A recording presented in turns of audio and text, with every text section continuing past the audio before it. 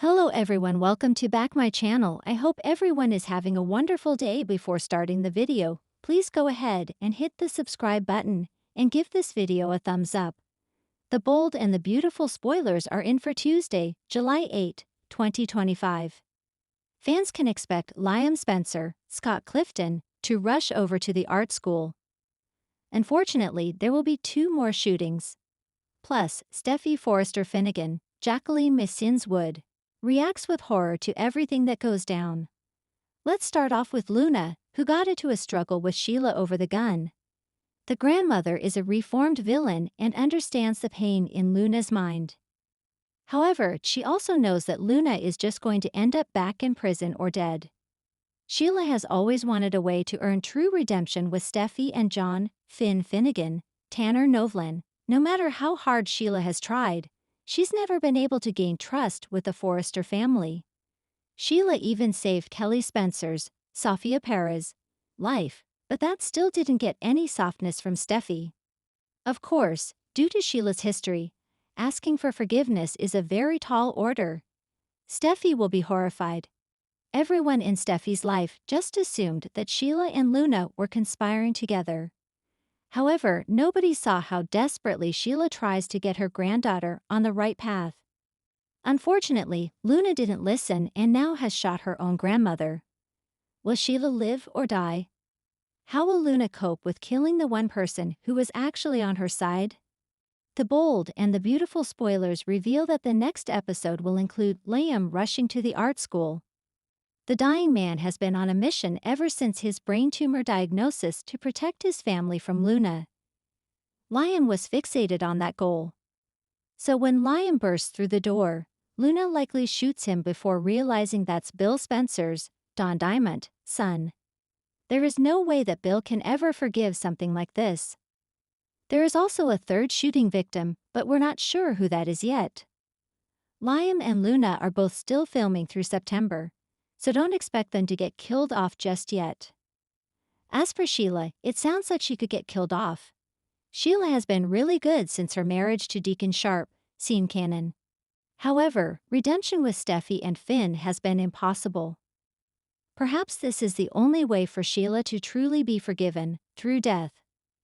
The fallout from the shooting continues to ripple across Los Angeles in dramatic waves. As Tuesday's episode unfolds, rescue efforts intensify, hidden agendas surface, and fear grips the Forrester, Logan, and Spencer clans like never before. No one is safe, and by the end of the episode, someone else will be fighting for their life. Liam's rescue. A race against time. The episode opens in the chaotic aftermath of the shocking shootout at the Cliff House. Sirens wail in the distance as flashing red and blue lights cast shadows over the trembling silhouettes of the people left standing. Bill clutches Liam's limp body in his arms, blood pooling beneath them, his face a mask of horror and helplessness. "Stay with me, son. Don't you leave me now," he pleads, his voice cracking with desperation. Finn, though visibly shaken and with his hands still trembling from the trauma, springs into action. He barks medical orders to paramedics rushing up the driveway. "He's crashing.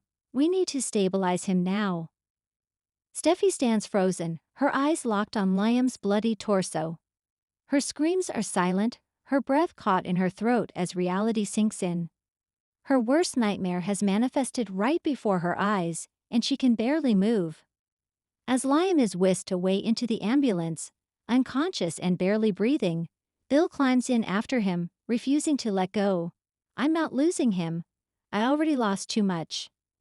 The ambulance speeds off, but the horror isn't over, not by a long shot. Another shot rings out. Who is the next victim? Back at the scene, the chaos explodes again. A second shot pierces the tension, this time from behind the house. Ridge and Brooke, who had arrived moments earlier in response to Steffy's panicked call, duck behind a tree. "What the hell is going on?" Ridge shouts. Police officers scramble with weapons drawn, sweeping the area. They find a wounded officer lying in the bushes, radio clutched in hand, blood seeping from his leg. There's a second shooter, different angle, intentional, he groans. Steffi, finally snapped out of her frozen horror, grabs Sheila by the shoulders and demands answers. Was this you? Did you do this, Sheila? Blood smeared across her face from the earlier scuffle, gasped. No. I swear. I was trying to stop this. Her eyes dart toward the woods as if she knows something no one else does. That's when Luna screams. She's on the back deck, having just spotted a shadow moving through the trees. Someone's still out there. Flashbacks and foggy memories. Liam's recollection begins. At University Hospital, Liam is in surgery, and it's touch and go. While Finn scrubs in, Dr. Lee Finnegan arrives, having heard the news. You're not doing this alone, she tells her son firmly. The two work in tandem as the surgical drama unfolds. In the operating room, we see flashes of Liam's mind, hazy, dreamlike, and terrifying. In his semi-conscious state, Liam recalls the moment before the bullet hit him. But what's most disturbing is the face he saw before the gun went off. Not Sheila, not Grace, someone else, someone familiar. Back in the waiting room, Hope and Wyatt arrive in a rush. Hope is barely holding it together, while Wyatt is raging with guilt. I should have been there. He called me and I didn't answer. Bill emerges, blood on his shirt, wild-eyed and volatile. If Liam doesn't make it, I will burn this city to the ground. The DNA revelation that changes everything. As the investigation intensifies, Deputy Chief Baker gets a tip from a lab technician working a parallel case. A DNA test ordered by Luna weeks ago, a secret one inquiring into her parentage, has results. And they are unexpected. While the shooting investigation is priority one, Baker pulls Lai aside. You might want to see this. Lai reads the document and her face goes pale. This is impossible. The DNA reveals that Luna isn't just Poppy's daughter. She's also the biological child of Bill Spencer. At the hospital, a shaken Luna finds herself face to face with Bill for the first time since the news came through. He stares at her, confused, as she says the words, I'm your daughter. Steffi's horror. A family fractured beyond recognition. Steffi's trauma is far from over.